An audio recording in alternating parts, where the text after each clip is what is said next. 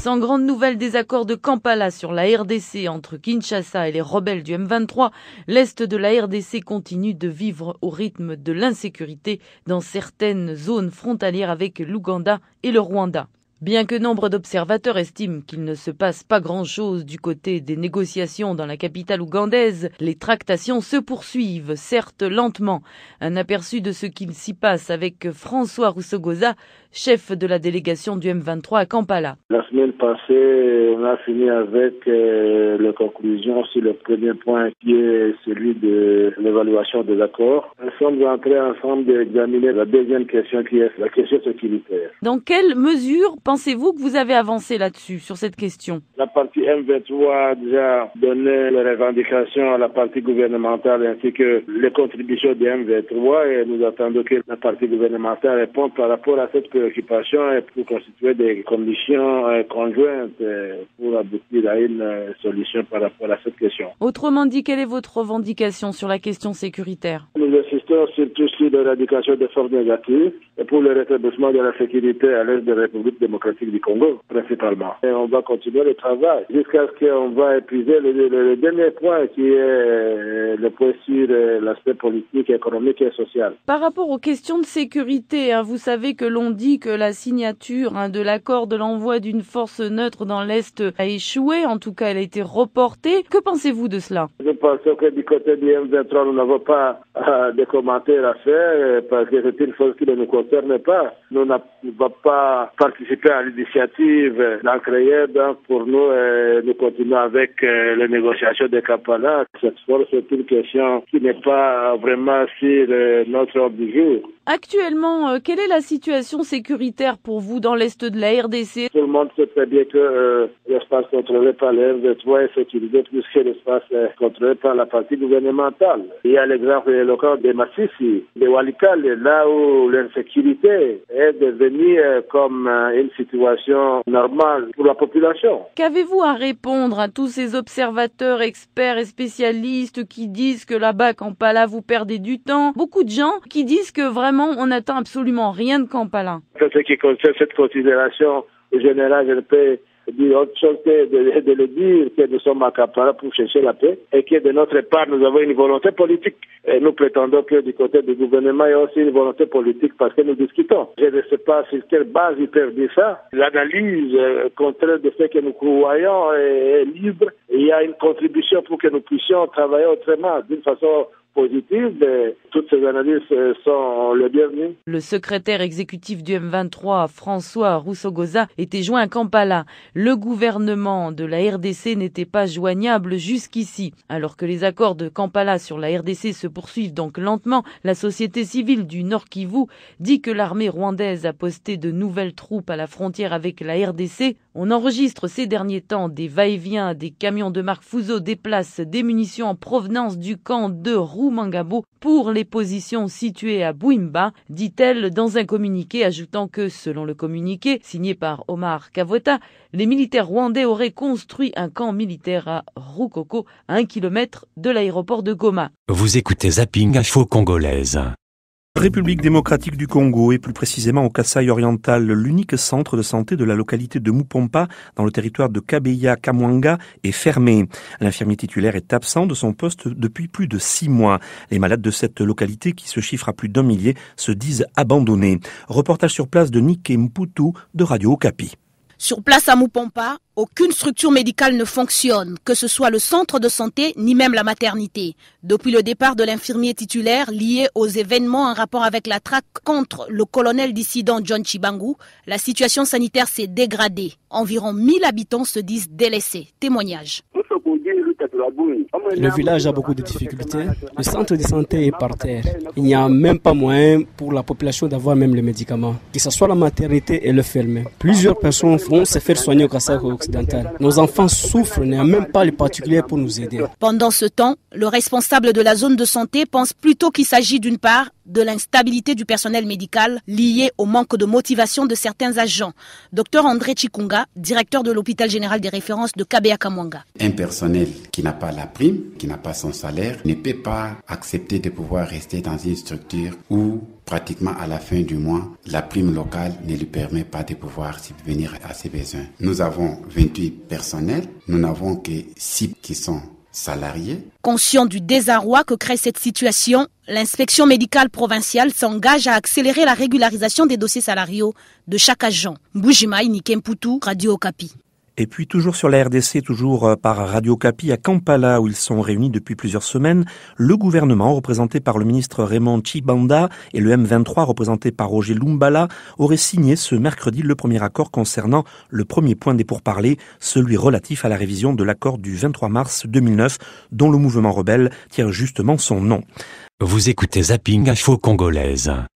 Le dialogue de Kampala n'est pas là pour aboutir soit à la paix, soit à la guerre. C'est le début de nouvelles relations, selon la délégation congolaise. Oui, c'est la réponse donnée par les représentants de Kinshasa à ceux qui s'interrogent sur la durée des débats avec les rebelles du M23. Dans la capitale ougandaise, les discussions s'éternisent et elles ne semblent pas près d'aboutir, Bruno Minas. Kampala, jusqu'à quand ? Personne ici n'est en mesure de répondre à cette question. Les deux délégations sont en présence depuis 2 mois. Hormis la trêve de fin d'année, pas encore de résultats palpables. Le sénateur Moulaïla Tenga Banzou, membre de la délégation de Kinshasa, répond à l'impatience des Congolais. On n'est pas venu jouer à un match de 90 minutes et terminer 45-45. Tout le monde veut que ça se termine aujourd'hui, mais laissez le temps au temps. Le travail se fait pour recouvrer la paix, la cohésion sociale. Ce n'est pas trop. La délégation gouvernementale dit qu'il n'y aura pas un accord signé avec le M23. C'est plutôt un nouvel état d'esprit qui s'instaure, affirme le responsable de la communauté musulmane congolaise, Cheikh Abdallah Mangala, venu à titre d'observateur. Les gens ne doivent pas croire que Kampala doit donner une décision signée, c'est la paix ou bien c'est la guerre. Non, à Kampala, on est en train d'initier maintenant les éléments qui peuvent nous amener dans la paix durable au Congo et avec les pays voisins. En attendant, le dialogue commence à coûter cher. Kinshasa, qui paie les frais de séjour pour sa propre délégation, mais aussi pour le M23, a demandé que l'on réduise le nombre des délégués. Bruno Minas, Kampala, RFI. Vous écoutez Zapping Info Congolaise. Lors d'un entretien avec Nicolas Pinault, envoyé spécial de la Voix de l'Amérique dans l'Est de la RDC, le porte-parole militaire du M23, Sultani Makenga, a dit que son mouvement avait déclaré un cessez-le-feu unilatéral, mais que le gouvernement continuait de se préparer à les attaquer. Il y a des renforcements partout, sur tous les axes occupés par les FARDC. Il y a des mouvements des FDLR et autres groupes rebelles jusque dans le parc des Virunga, a-t-il dit. Sultani Makenga a ajouté que les FDLR se préparaient à les attaquer avec les forces armées congolaises. Il a par ailleurs dit qu'il était difficile d'intégrer une chose qui n'existe pas. Le Congo n'a pas d'armée. Discutons-en à Kampala pour créer une vraie armée, a-t-il répondu à une question de Nicolas Pinault. Le colonel Olivier Amouli, porte-parole de la 8e région militaire des forces armées congolaises, répond, il est dans le nord Kivu à Goma. Alors que nous étions en train de traquer avec un rythme beaucoup plus ardu, c'est le M23 qui est venu stopper notre rythme. Nonobstant cela, on n'a jamais stoppé de traquer les FDLR, mais au moins il faut que l'opinion sache que le M23 avait ralenti notre rythme de traquer les FDLR. Ça, il faut que l'opinion le sache. Alors, en revanche, est-ce que vous confirmez le fait que l'on dit actuellement que des troupes rwandaises seraient venues en renfort au M23 ces derniers temps? Les troupes rwandaises, si elles viennent pour renforcer le M23, c'est pas nous qui l'avions dénoncé, mais c'est plutôt des rapports qui sont ici du groupe des experts des Nations Unies, corroborés à plusieurs reprises par d'autres organisations comme Human Rights Watch et d'autres humanitaires. À notre connaissance, nous savons très bien que le M23 a un soutien extérieur. Je ne sais pas de quoi il s'agit. Et sur le terrain, est-ce que vous constatez quelque chose de particulier en fonction de ce présumé soutien actuellement? Ce qui est important pour nous, c'est que dans la partie qui est sous notre contrôle, sous le contrôle des FARDC, les populations vivent paisiblement et partout où il y a la perturbation de la sécurité par des groupes armés, y compris le M23, la population continue toujours à clamer notre présence et nous sommes soucieux de cela et nous devons nous rassurer qu'on doit vivre paisiblement en dehors de toute tracasserie, en dehors de toute violation des droits de l'homme et en dehors de tout ce qu'il y a comme violation. Alors justement, qu'en est-il aujourd'hui de la 8e région militaire vers notamment Goma, les alentours. Est-ce que vous confirmez la présence d'éléments du M23 plus près qu'ils ne devraient l'être? Ils avaient promis de se retirer à 20 km et jusque-là, on continue toujours à apprendre par les sources de la société civile qui sont aux alentours de la ville de Goma. On ne sait pas pourquoi ils continuent à ne pas respecter leurs engagements, mais à notre niveau, nous attendons qu'il y ait la bonne foi et la population, nous la prenons en témoin ainsi que la communauté internationale, parce que nous sommes fatigués avec la guerre et nous devons protéger nos populations. Et vous savez aussi qu'il y a plusieurs passés de guerre qui sont cantonnés dans des camps, que ce soit à Mugunga et un peu partout, et ils attendent toujours les retours parce que là où se trouve le M23, c'est toujours inaccessible et toutes ces populations-là ont besoin de la paix. Colonel, qu'avez-vous à répondre au porte-parole militaire du M23 qui a dit à La Voix de l'Amérique, je cite, le Congo n'a pas d'armée. Le FARDC, c'est vrai que nous sommes encore une armée en pleine refondation, mais le M23 connaît les capacités des FARDC. Nous leur avons des faits à Ouvira, nous leur avons des faits à Massi. Ici, et jusqu'aujourd'hui, ils savent très bien que les FARDC se tiennent très bien, mais aussi savoir que c'est une armée qui a une vocation républicaine et qui pourra toujours être une armée dissuasive dans les années qui viennent. Nous reconnaissons nos faiblesses, nous reconnaissons la jeunesse de notre armée, mais nous sommes en train de faire le travail. On n'a pas de mérite. C'était le colonel Olivier Amouli, porte-parole de la 8e région militaire des forces armées congolaises. Il était joint aux environs de Goma. Vous écoutez Zapping Info Congolaise. À Kampala, la RDC estime qu'il n'y a plus rien à discuter avec le M23. Kinshasa s'en remet maintenant au médiateur pour qu'il fasse le bilan des 2 mois passés. Les autorités congolaises estiment en effet avoir entendu toutes les revendications des rebelles. Entendre le M23, c'était ce qui leur a été demandé, rien de plus. Il n'a jamais été question de signer un accord, selon Oscar Nsaman. Il fait partie des émissaires envoyés par Kinshasa. À Kampala, nous ne sommes pas venus pour un accord. On constate, nous avons constaté, les griefs présentés par les rebelles, la réplique du gouvernement, preuve à l'appui, on laisse à la facilitation la latitude de conclure et d'en faire la déduction. Le gouvernement a rempli sa mission. Est-ce que vous attendez du M23 qu'il dépose les armes sans rien obtenir en échange? Mais quand un enfant se révolte et qu'il s'en mande, qu'est-ce qu'il doit revendiquer? Sinon s'offrir et dire au père pardon, en contrepartie, un bon père de famille, il va voir ce qu'il y a à faire. Mais qui aime bien, châtie bien. Il ne faut pas oublier ça. Kinshasa demande donc maintenant au médiateur ougandais, le président Museveni, de faire une synthèse, ce qui provoque la colère du M23. Stanislas Baleke, le représentant du mouvement Menace, les rebelles reprendront leurs attaques dans l'est de la RDC s'ils ne sont pas pris au sérieux. Ils ont fait semblant d'écouter, mais jusqu'à présent, ils n'ont proposé aucune réponse et ils n'ont fait que renvoyer la balle du côté du médiateur. Ce gouvernement de Kinshasa, qui est habitué à faire gérer notre pays par la communauté internationale, s'ils ne sont plus capables, qu'ils abandonnent. On va retrouver le médiateur qui est en train de faire des conclusions pour des Congolais, mais c'est pas possible. Si le gouvernement de Kinshasa estime que ces revendications ne sont pas légitimes, mais dans ce cas, alors le gouvernement donne l'autorisation au M23 de reprendre Goma, Bukavu et partout ailleurs. Mais vous risquez d'avoir tous les chefs d'État de la région contre vous?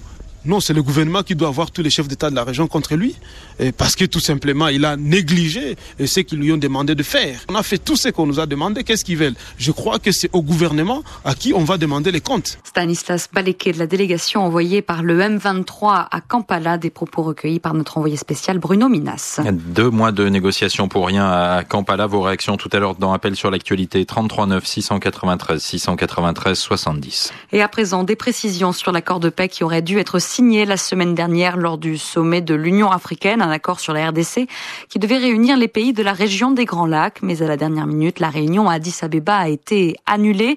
Une annulation qui avait suscité beaucoup d'interrogations. Eh bien, à New York, le secrétariat général des Nations Unies assure qu'il s'agissait en fait d'un simple problème de procédure.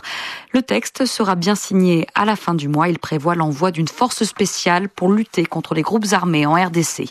Et puis en Afrique du Sud, 19 personnes soupçonnées d'appartenir au M23 ont été arrêtées hier matin dans la province du Limpopo. Elles vont être déférées devant la justice à Pretoria. Kinshasa salue ces arrestations.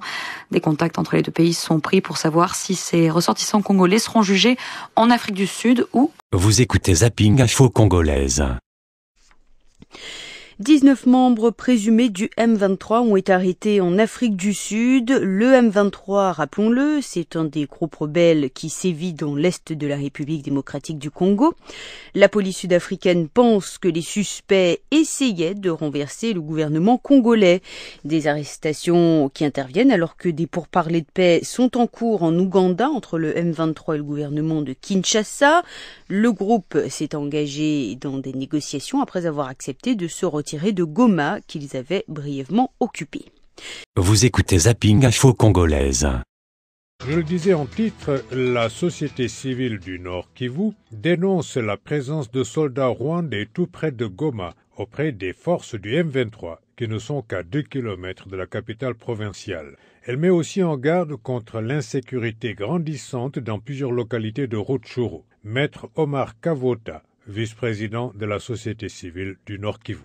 Il est vrai que nous sommes en train d'enregistrer plusieurs cas d'insécurité en territoire de Rutshuru notamment, parce que dans ce territoire se vivent plusieurs groupes armés, dont le M23, le Nyatura, le milice Hutu, le Maïmaï et le FDLR. Et ces FDLR, ces Nyatura, comme le M23, se livrent à des tueries. Nous avons reporté dans l'intervalle de 3 jours plus de 4 cas de tueries, des enlèvements, de pillage et de braquage sur les axes routiers. Bref, une situation qui nous inquiète par rapport à la sécurité des personnes et de leurs biens dans ces territoires. Alors, vous avez lancé un appel aux autorités congolaises. Ont-elles répondu ou de façon plus réaliste, ont-elles les moyens de faire face à cette situation d'insécurité, je dirais, chronique dans votre province? Non, il faut dire que la zone sous contrôle du M23 échappe visiblement au contrôle de l'autorité gouvernementale.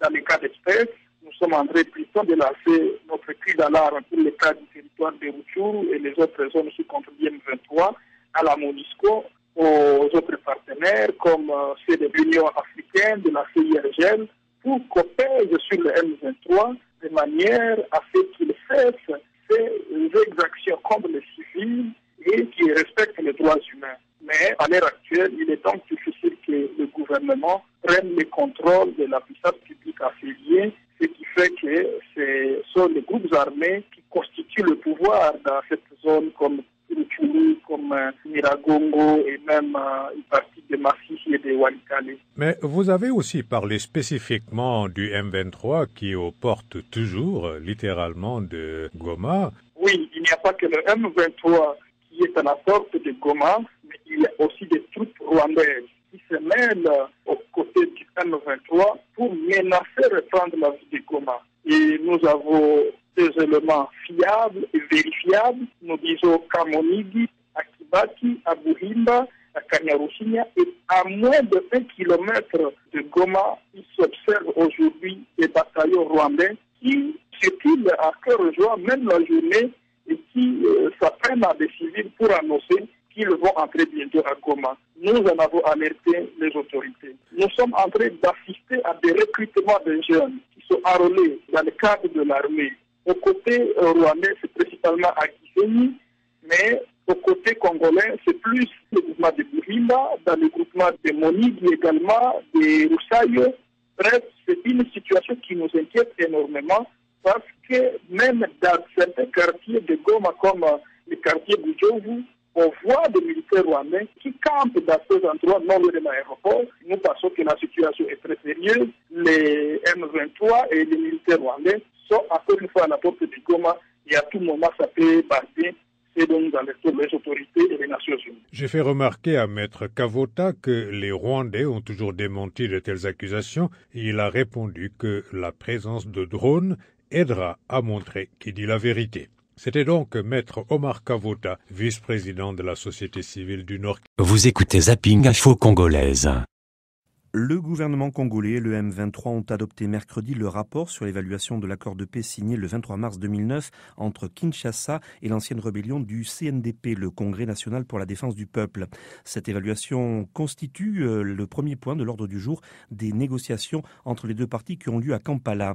Les précisions de la correspondante de Radio Okapi à Kampala. Devant la quarantaine des membres de la délégation du gouvernement congolais et du M23, le facilitateur de ces pourparlers a relevé d'abord que sur les 35 points de l'accord de Goma, le gouvernement a réalisé 15 totalement. C'est le cas de l'intégration des ex-militaires du CNDP au sein des FRDC et de ce parti qui, jadis politico-militaire, s'est transformé en parti politique. Selon toujours le ministre ougandais, 15 autres points ont été réalisés partiellement et 8 autres pas du tout. Exemple, a-t-il déclaré, la non-création de la police de proximité et le non-retour des réfugiés dans leur terre d'origine. Satisfaction de la délégation gouvernementale qui estime que le gouvernement a fait un grand pas. La délégation du M23 par la bouche de son porte-parole Bertrand Bissimois, elle pense que tout ceci est une preuve qu'ils avaient le droit de se lamenter car le gouvernement congolais n'avait pas respecté l'accord de Goma conclu en 2009. Depuis Kampala, Lievin Bwinga, Radio Okapi. Vous écoutez Zapping Info Congolaise. Nord Kivu, dans un entretien avec Nicolas Pinault, envoyé spécial de la Voix de l'Amérique dans l'est de la RDC, le chef politique du M23, Jean-Marie Runiga, réagit aux sanctions américaines contre lui, une décision de Washington prise fin janvier, quelques semaines après les sanctions du Conseil de sécurité le 1er janvier, imposées non seulement aux rebelles du M23, mais également contre la rébellion rwandaise des FDLR, actifs dans le Nord Kivu. À propos des sanctions du Trésor américain, voici ce qu'a dit monsieur Runiga, je cite, « Ni moi ni le mouvement que je dirige ne sont des ennemis des États-Unis, nous ne sommes pas un groupe terroriste », a dit le chef du M23, avant d'ajouter, je cite, « Il y a des problèmes en République démocratique du Congo, ces sanctions-là ne vont pas les résoudre ». Sur les discussions de Kampala, il a dit que le gouvernement ne veut parler que des accords du 23 mars 2009 sans prendre en compte les problèmes socio-économiques. Jean-Marie Runiga a par ailleurs estimé que le futur déploiement de drones de surveillance à la frontière Est sera une bonne chose pour montrer que le M23 ne reçoit pas de soutien du Rwanda et de l'Ouganda, a affirmé le pasteur. Un point intéressant, selon le journal en ligne Congo Times, il a affirmé que son mouvement suivra l'exemple de la rébellion centrafricaine qu'il dit avoir été une source d'inspiration pour le M23. La coalition Seleka revendique aussi l'application d'accords de paix non respectés, aurait-il dit. D'ailleurs, la société civile du Nord Kivu dénonce depuis plusieurs jours un renforcement des troupes du M23 autour de Goma avec l'appui de l'armée rwandaise. De son côté, les rebelles du M23 accusent le gouvernement de s'allier aux rebelles rwandais des FDLR et à certains groupes armés locaux. Ceci dit, à Goma, la reprise de la guerre est à craindre. Que se passe-t-il réellement sur le terrain? Une tentative de réponse dans ce reportage de Primo Pascal Roudaïgua, correspondant de la Voix de l'Amérique à Goma. La population de Goma vit depuis 2 jours dans une panique généralisée à cause des mouvements des troupes du M23 observés aux alentours de la ville. La société civile du Nord Kivu, qui a alerté l'opinion nationale et internationale, dénonce même la présence de troupes rwandaises à quelques mètres seulement de la ville de Goma. Maître Omar Kavota, porte-parole de cette structure au Nord Kivu, interpelle le président de la République. Il est clair, alors clair comme l'eau des roches, que le Rwanda agresse à nouveau la RDC et veut refaire son aventure avec le M23. Mais il est temps que le président Joseph Kabila prouve c'est de quoi il est le père de la nation. Parce que le père, c'est lui qui défend la famille lorsqu'elle est menacée. Réagissant à cette interpellation, le gouverneur du Nord Kivu, Julien Paluku, dit que le gouvernement est au courant et se prépare en conséquence. Nous ne prenons pas à la légère ces informations et nous ne pouvons pas ici déclarer toutes les stratégies que le gouvernement est en train de mettre en place. Je ne suis pas le porte-parole militaire des FARDC pour que je dise ce qui se passe. Je pense que l'état-major est en train de se mettre au travail pour devoir donner au peuple congolais la riposte nécessaire si le pire arrivait. Dans l'autre camp, le M23 accuse à son tour le gouvernement qui se préparerait à la guerre en coalisant avec les FDLR et les Mai Mai. Précision faite par le général Makenga Sultani, chef militaire du M23. Il y a des renforcements partout, dans tous les axes. Il y a le mouvement des FDLR et les Mai Mai pour venir dans le parc de Virunga et partout dans tous les axes qui occupent les FARDC. Ils sont en préparatif pour venir nous attaquer. Le M23 ne cache plus ses ambitions. Il organise à Rumangabo une formation politico-militaire. Maître Eli Mouteba est ancien porte-parole de la majorité présidentielle au Nord Kivu. Il a changé de camp. Je l'ai rencontré en pleine formation. C'est une formation politico-militaire. Je me suis dit que quand je suis dans un mouvement politico-militaire, il faudrait que je puisse savoir comment est-ce qu'un militaire se comporte, que ce soit au front, que ce soit dans un milieu ambiant. Alors je me suis décidé de venir ici pour que je puisse apprendre et voir comment un militaire se comporte. C'est dans ce sens-là que je suis là. Les officiers de renseignement de la CIRGL minimisent ces informations et rassurent la population qu'il n'y a rien à craindre. Ce message est aussi répercuté par le gouverneur du Nord Kivu. Ce que je dois dire à la population congolaise, à celle de Goma, à celle du Nord Kivu, c'est de cesser de paniquer à chaque fois que des choses arrivent. Et on ne doit pas craindre le nombre de fois que la ville de Goma tombera. Même si Goma va constituer la Lorraine-Alsace, je vois que ce ne sera pas la fin du monde. Mais ce qui est important, c'est de dire qu'est-ce que nous devons faire. Depuis Goma, Primo Pascal Rudahigwa pour La Voix de l'Amérique. Pendant ce temps, dans la capitale ougandaise, quelques délégués du gouvernement congolais aux pourparlers sur la RDC ont commencé à plier bagages depuis hier. Après 2 mois de tractation, il s'agit maintenant de finaliser les conclusions, indiquent certains délégués du gouvernement. Pour Bertrand Bissimois, porte-parole du M23 joint à Kampala, les pourparlers suivent le cours des choses normalement. Aujourd'hui, en plénière, le document d'évaluation de l'accord du 23 mars a été paraphé et il ne lui a pas semblé que la délégation gouvernementale était fermée à discuter d'autres points, car il rappelle que dans l'accord du 23 mars, on ne parle pas que de questions de sécurité, mais également de problèmes socio-économiques et d'ordre politique. Sur la question du coût élevé de ces pourparlers qui s'éternisent et de la réduction du nombre de délégués présents à Kampala, il dit qu'une prochaine plénière devra décider de cette réduction et que la guerre coûte de nombreuses vies humaines, un prix bien plus élevé que Kampala, dit-il. Donc on écoute Bertrand Bissimois, porte-parole du M23, joint à Kampala. Aujourd'hui, nous venons débarrasser l'acte d'évaluation de l'accord du 23 mars avec le gouvernement congolais et il faut dire qu'il s'agit là d'une avancée notable. On entend dire ici et là que le M23, en tout cas certaines sources du M23, disant ne pas être vraiment satisfaites jusqu'ici, disant que le gouvernement se cantonnerait justement à l'accord du 23 mars. Et ce n'est pas ce qui nous a donné l'impression la plénière d'aujourd'hui. Nous avons vu l'équipe du gouvernement, au moins le quorum était atteint, donc ils étaient plus de 15 personnes. Et nous savons que le nombre de délégués avait été fixé à travers une plénière qui a eu lieu et nous pensons que s'il faut le modifier, nous devrons encore une fois nous retrouver en plénière pour réduire ou augmenter le nombre de participants ou de délégués au dialogue. Et par rapport à ce que vous appelez comme mécontentement du M23, mais moi je vous dis qu'il n'y a pas mécontentement du M23 parce que le gouvernement congolais avec nous venons de paraffer le premier acte du premier point qui concerne le premier point qui était à l'ordre du jour. Le gouvernement congolais avec nous, nous avons signé l'ordre du jour du dialogue qui prévoit 3 ou 4 points, notamment le premier, c'est celui-là que nous venons de vider aujourd'hui. Le second a trait aux questions sécuritaires. Le troisième a trait aux questions politiques, sociales et économiques. Et le quatrième a trait au mécanisme de mise en œuvre de l'accord que nous avons signé. Donc nous venons de terminer le premier point et le gouvernement n'a pas dit qu'il ne veut pas entamer le second point avec nous. Qu'est-ce qu'il a dit exactement sur les autres points qui sortent du cadre de l'accord du 23 mars ? Bon, il y a des questions sécuritaires, comme je venais de le dire tout à l'heure. Vous savez que la partie est du pays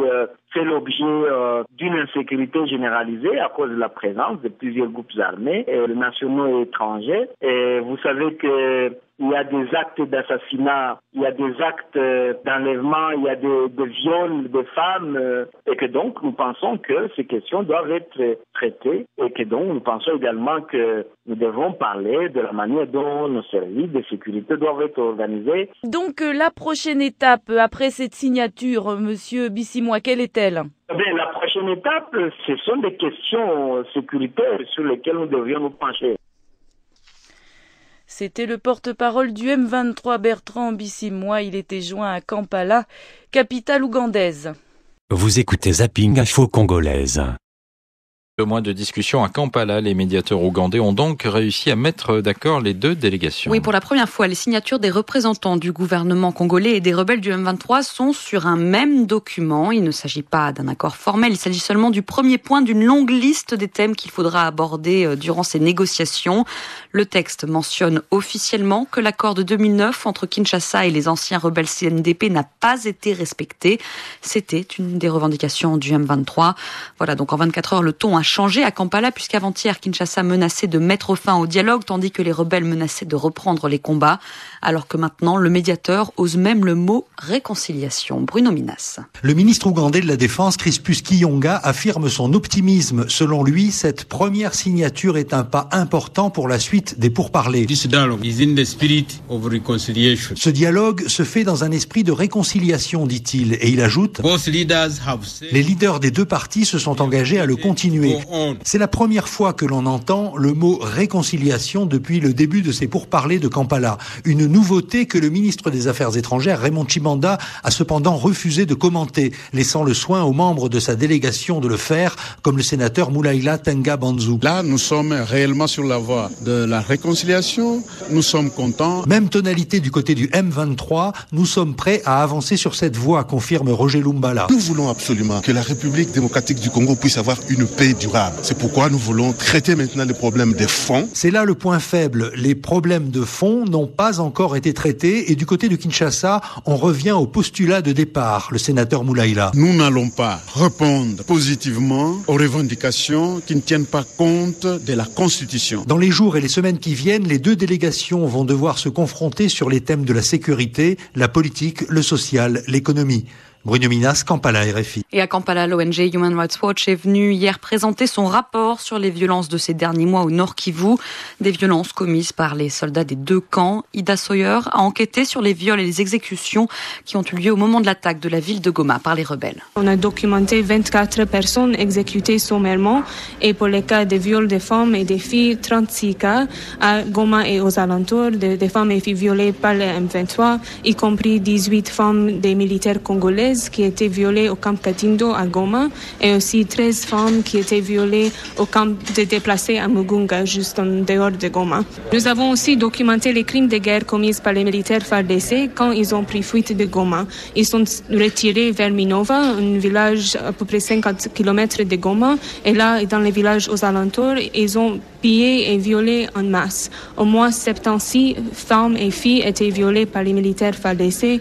Plusieurs femmes nous ont raconté comment les militaires sont entrés dans leur maison la nuit. Ils ont pointé le fusil vers eux. Ils ont dit « Si vous refusez d'être violés, on va vous tuer ». Les autorités congolaises acceptent de reconnaître que des soldats de l'armée nationale, les FARDC, ont commis de tels crimes contre les civils et donc Kinshasa promet qu'il y aura des poursuites.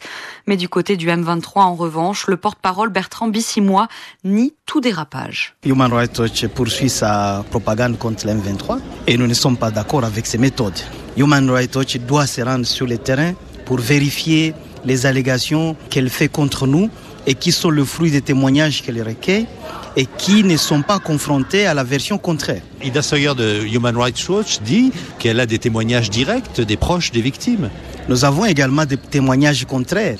Ida Sawyer aurait dû venir, avant la publication de son rapport, requérir notre point de vue et diffuser un rapport qui soit plus ou moins équilibré. Est-ce qu'il y a des consignes claires qui sont données à vos hommes sur le terrain? Nos hommes portent sur eux et chacun porte sur lui un code militaire qui l'astreint à certaines obligations et qui l'oblige à subir des sanctions sérieuses lorsqu'il commet des actes qui sont contraires à la discipline militaire. Voilà le porte-parole du M23, des propos recueillis par Bruno Minas.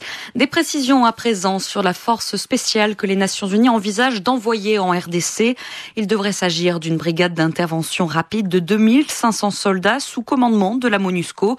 Mais leur mandat serait différent. Ces soldats devraient neutraliser les groupes rebelles et les désarmer. Et pour cela, ils pourraient agir seuls, sans avoir à être être toujours aux côtés de l'armée congolaise. Le texte doit être approuvé dans les prochaines semaines au niveau du Conseil de sécurité. Et puis en Afrique du Sud, les 19 Congolais soupçonnés de vouloir renverser Joseph Kabila comparaissent ce matin devant le tribunal de Pretoria. Ils ont été arrêtés mardi dans la province du Limpopo et la justice sud-africaine espère en apprendre plus sur leur motivation. Juliette Rangeval. Qui sont ces hommes? Que faisaient-ils en Afrique du Sud, dans le nord du pays, dans la province rurale du Limpopo? Leur comparution ce matin devrait permettre de lever certaines zones d'ombre. Les milieux proches de l'opposition congolaise en Afrique du Sud ont appris la nouvelle de ces arrestations avec surprise. D'après un porte-parole du parquet sud-africain, ces hommes devaient recevoir un entraînement spécialisé pour renverser le pouvoir en place en République démocratique du Congo. Ils ont été interpellés par une unité d'élite de la police. D'après le procureur chargé de l'affaire, un habitué des affaires aux connexions internationales, il est encore trop tôt pour évoquer l'extradition de ces hommes vers le Congo-Kinshasa. Ils devront d'abord répondre devant la loi sud-africaine d'atteinte aux lois sur l'assistance militaire étrangère. Juliette Rangeval, Johannesburg, RFI. Vous écoutez Zapping Info Congolaise. Ce matin, sur la République démocratique du Congo, l'accord sur le déploiement d'une brigade d'intervention des Nations Unies sera signé dans les semaines à venir. C'est ce qu'annonce l'ONU. Hervé Latsou, secrétaire général adjoint aux opérations de maintien de la paix, affirme que l'accord est prêt à être signé. Il aurait dû être adopté le 28 janvier dernier en marge du sommet de l'Union africaine à Addis Abeba, mais les représentants des 8 pays africains qui doivent le signer avaient demandé un report à cause de l'incertitude sur le commandement de cette brigade. D'après Hervé Latsou, elle sera placée sous le mandat de la MONUSCO, la mission onusienne en RDC. Elle doit être déployée dans l'est du pays afin de neutraliser les milices armées. Hélicoptères et drones seront utilisés à l'appui.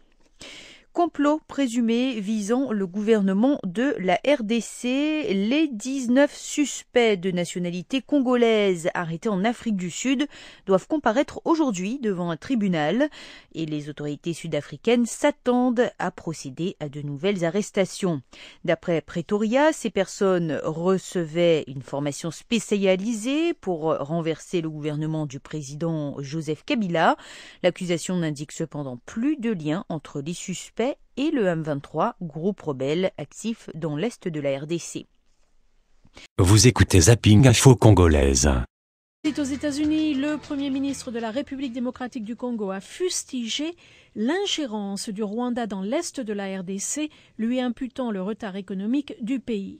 Dans un discours à l'Institut de réflexion Wilson Center, ici à Washington, Augustin Matata Ponyo a évoqué une situation dramatique dans l'est de la RDC où une rébellion parrainée par Kigali plombe les efforts de développement de Kinshasa dans la région des Grands Lacs.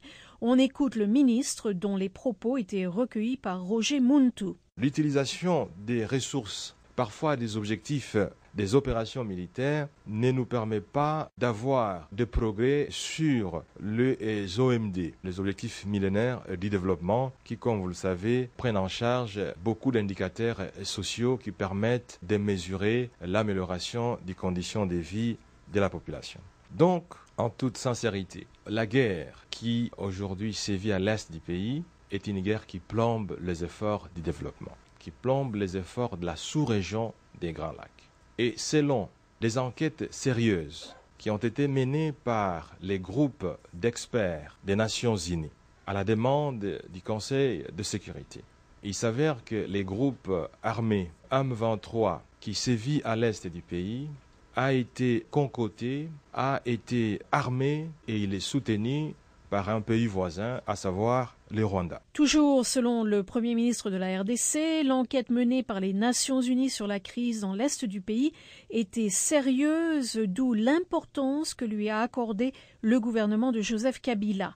Évoquant les viols, les massacres d'enfants ou leur recrutement forcé dans les milices, Augustin Matata Ponyo a également dénoncé le pillage systématique des ressources minières de son pays par des intérêts étrangers. Cette guerre favorise aussi le métier d'exploitation des ressources minières qu'on peut considérer comme des ressources des conflits, des ressources des sangs. Et nous ne sommes pas sans ignorer que certains pays voisins arrivent à ce moment-là à pouvoir exporter des produits miniers qui sont au-delà de leur capacité de production. Et je voudrais vous citer quelques chiffres, notamment parce que les experts des Nations Unies ont bien identifié que l'origine de cette rébellion provient du Rwanda. Je voudrais vous signaler qu'entre 2010 et 2011, le Rwanda, selon les rapports annuels de ces pays, a exporté 4 934,72 tonnes de cassitérite, plus que la production de son pays. Le Rwanda a encore exporté 4 832,25 tonnes de coltan, plus que sa production. Le Rwanda a exporté 661,62 tonnes de wolfram, plus que sa production. Quelques indications qui vous montrent comment est-ce qu'une rébellion, comment est-ce qu'une insécurité peut favoriser la croissance de certaines économies qui profitent malheureusement du soutien de la communauté internationale. Le Premier ministre de la RDC, M. Augustin Matata Ponyo, rappelons que le Rwanda a rejeté les accusations de l'ONU qualifiant d'échec la mission de la MONUSCO dans l'est de la RDC, qui est l'une des missions les plus importantes et les plus anciennes des Nations Unies dans le monde. Ce sont des rumeurs totalement fausses et dangereuses, avait déclaré dans un communiqué la ministre rwandaise des Affaires étrangères, Louise Mushikiwabo. Dans la capitale ougandaise, Kampala, quelques délégués du gouvernement congolais au pourparlers sur la RDC ont commencé à plier bagages. Après 2 mois de tractation, il s'agit maintenant de finaliser les conclusions, indiquent certains délégués du gouvernement. Pour Bertrand Bisimwa, porte-parole du M23 joint à Kampala par Nathalie Barge, les pourparlers suivent le cours des choses normalement. Sur la question du coût élevé de ces pourparlers qui semblent s'éterniser et de la réduction du nombre de délégués présents à Kampala, il a déclaré qu'une prochaine plénière devra décider de cette réduction. Notre option à nous, c'est de négocier avec le gouvernement congolais. Ce n'est pas de continuer la guerre. Aujourd'hui, nous venons débarrasser l'acte d'évaluation de l'accord du 23 mars avec le gouvernement congolais. Et il faut dire qu'il s'agit là d'une avancée notable. On entend dire ici et là que le M23, en tout cas certaines sources du M23, disant que le gouvernement se cantonnerait justement à l'accord du 23 mars. Nous venons de terminer le premier point et le gouvernement n'a pas dit qu'il ne veut pas entamer le second point avec nous. Qu'est-ce qu'il a dit exactement sur les autres points qui sortent du cadre de l'accord du 23 mars ? Il y a des questions sécuritaires. Nous pensons que ces questions doivent être traitées et que donc nous pensons également que nous devons parler de la manière dont nos services de sécurité doivent être organisés, de la manière dont l'armée doit être réformée et de la manière dont le service de police doit être réorganisé pour qu'il puisse apporter ou garantir la sécurité aux Congolais. Nous avons déjà remis au gouvernement congolais ce que nous entendons être la problématique sur le plan sécuritaire et le gouvernement va certainement nous répondre et nous allons organiser, comme il est déjà de coutume, une commission qui va traiter en profondeur ces questions-là, qui va rapprocher les points de vue des uns et des autres de manière à pouvoir s'accorder et passer au 3e point et peut-être aussi au 4e point. On écoutait Bertrand Bisimwa, porte-parole du M23, joint à Kampala par Nathalie Barge. Ici Washington, Camille Grosdidier, vous êtes à l'écoute d'aujourd'hui l'Afrique centrale. Le Comité international de la Croix-Rouge, le CICR, s'inquiète de la montée de la violence dans la région du Massissi, au Nord Kivu, où les affrontements entre militaires et groupes armés se poursuivent, et dans le Katanga, où la violence est omniprésente. On écoute Jean-Yves Clémenceau, porte-parole du CICR à Genève. C'est une situation assez contrastée parce que d'un côté, à Goma, on assiste à un calme relatif et dans d'autres régions de l'Est, comme le Massissi ou le Sud Kivu, on a constaté ces dernières semaines un regain de violence. Et les besoins des gens sont importants. À Goma, on travaille surtout sur les conséquences des combats qui ont eu lieu à la fin de l'année passée. Nous continuons à opérer des gens à l'hôpital principal Endosho de Goma, où nous avons opéré une centaine de blessés de guerre en janvier. Nous apportons une aide psychologique aux enfants.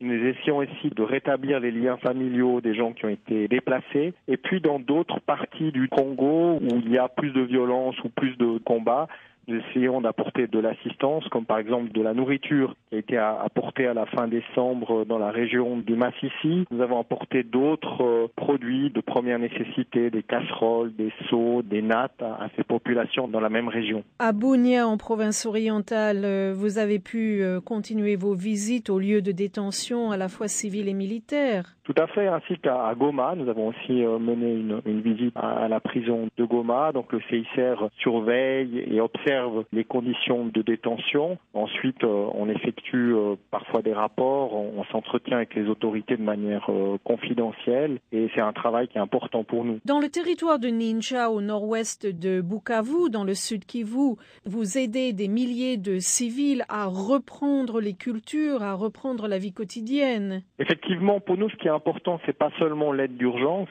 mais c'est aussi de donner des capacités aux gens d'avoir des ressources, de pouvoir faire face aux difficultés, raison pour laquelle nous leur donnons des outils ou des semences qui leur permettent ensuite de se procurer soit de la nourriture ou des revenus pour survivre. On aimerait dire aussi qu'on est inquiet par rapport à la situation de violence dans le Katanga. Ces dernières semaines, la Croix-Rouge de RDC a distribué des articles de première nécessité dans une localité, à Bunkenya, et nous suivons avec attention ce qui se passe dans cette région du Congo. Jean-Yves Clémenceau, porte-parole du CICR, il était joint à Genève.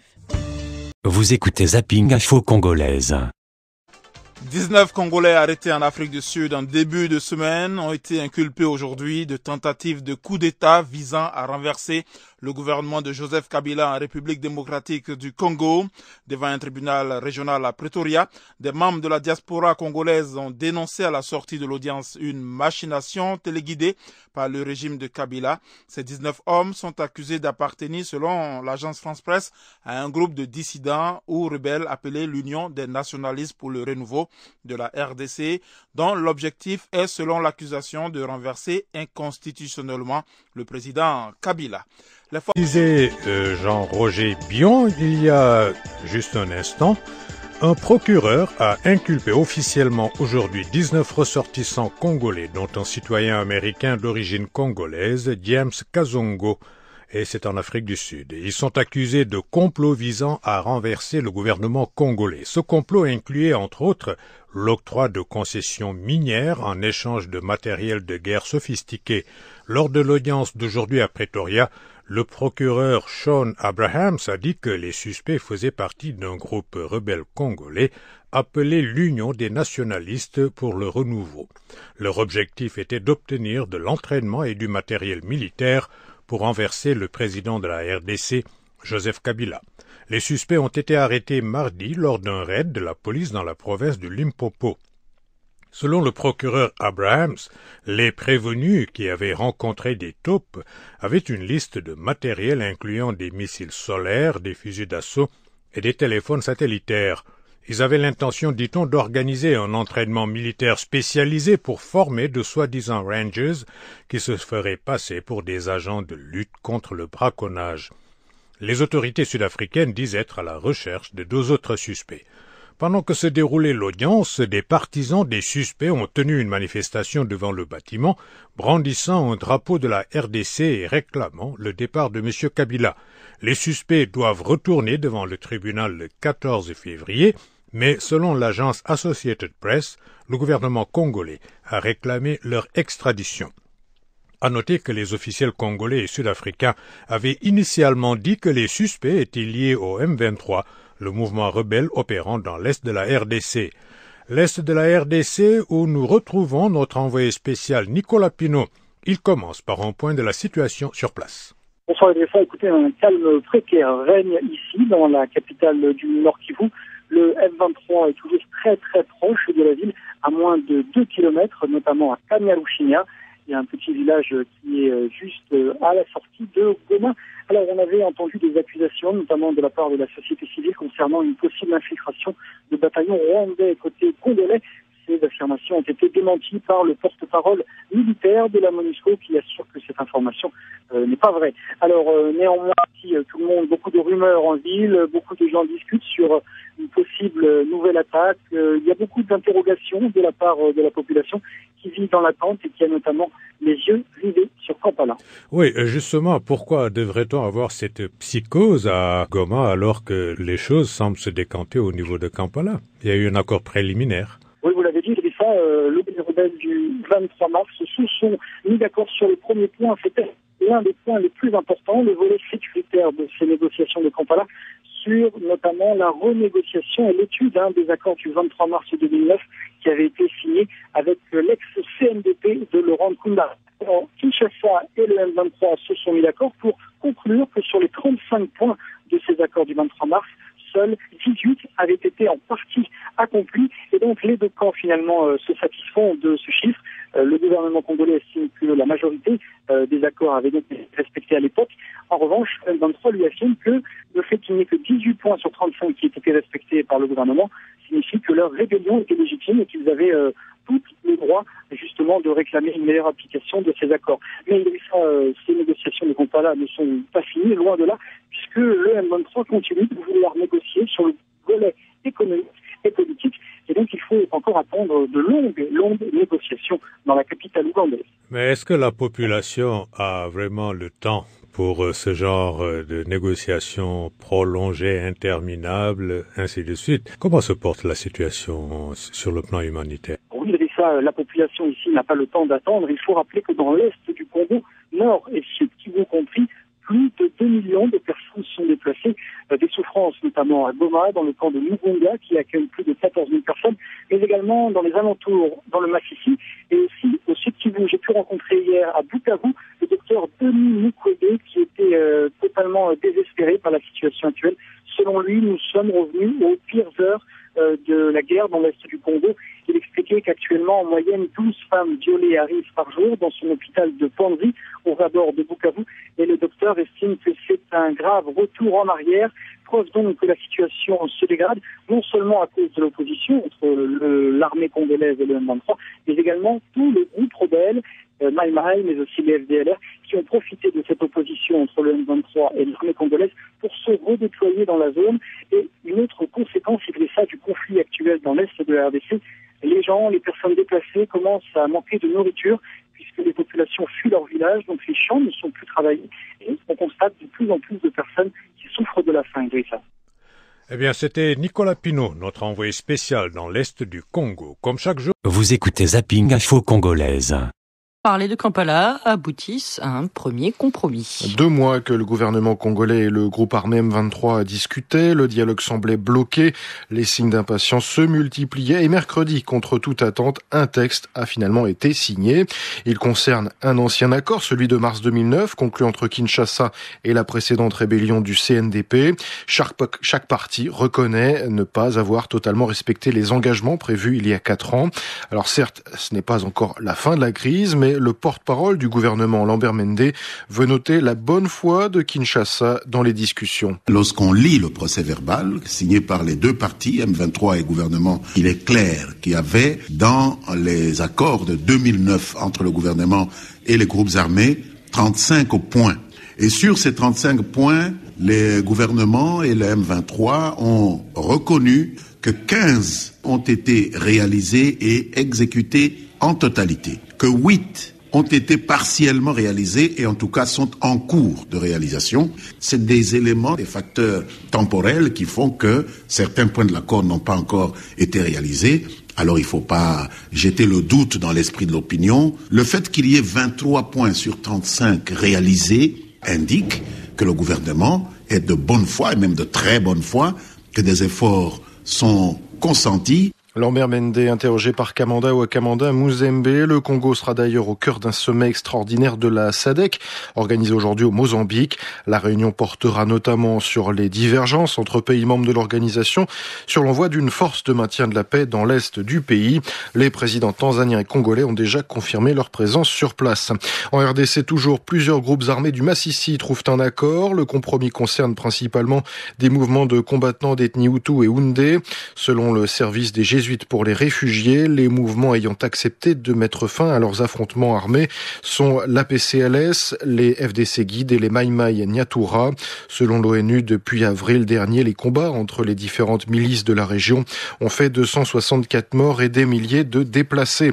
Le Congo, où la communauté humanitaire estime avoir besoin de 900 millions de dollars en 2013 pour faire face aux besoins. Selon le bureau onusien OCHA, la somme devrait couvrir la prise en charge d'environ 4 millions de personnes, principalement dans l'est du pays. La RDC, dont 19 ressortissants, sont toujours entre les mains de la justice sud-africaine. Hier, ils ont été officiellement inculpés. Ces 19 rebelles présumés ont été présentés devant un tribunal de Pretoria. Ils sont accusés de tentative de coup d'État contre le président congolais Joseph Kabila. Après leur arrestation mercredi, on commence à en savoir plus sur le contenu du dossier, Juliette Rangeval. 19 accusés, l'un dit avoir le statut de réfugié ici, en Afrique du Sud. D'autres ne parlent pratiquement pas l'anglais et s'expriment devant la cour en français. Un autre affirme avoir la citoyenneté américaine et un passeport en ordre pour le prouver. Tous ces hommes appartiendraient, selon le ministère public, à l'UNR, l'Union démocratique des nationalistes pour le renouveau, un mouvement qui n'a pas d'existence légale au Congo-Kinshasa. Ils sont accusés de tentative de coup d'État contre le régime de Joseph Kabila en République démocratique du Congo. En Afrique du Sud, ils auraient essayé de se procurer des armes, 5000 AK-47, 1000 grenades, des missiles solaires et sol-sol notamment, ainsi que du matériel de télécommunication. Ils auraient également cherché à avoir un entraînement militaire, mais la police a très vite eu vent de leur projet, ils ont été placés sous surveillance et arrêtés dans le Limpopo où ils s'entraînaient au maniement des armes. 2 hommes ont tout de même réussi à échapper aux forces de l'ordre, 2 hommes présentés comme des leaders de ce mouvement, Étienne Kabila et le général Yakatumbu. Ce sont donc pour l'instant 19 personnes qui vont devoir répondre devant la justice sud-africaine d'une violation présumée de la loi sur l'assistance militaire étrangère. En clair, ils sont accusés d'activités de mercenariat. L'audience reprendra le 14 février prochain. Juliette Rangeval, Johannesburg, RFI. Human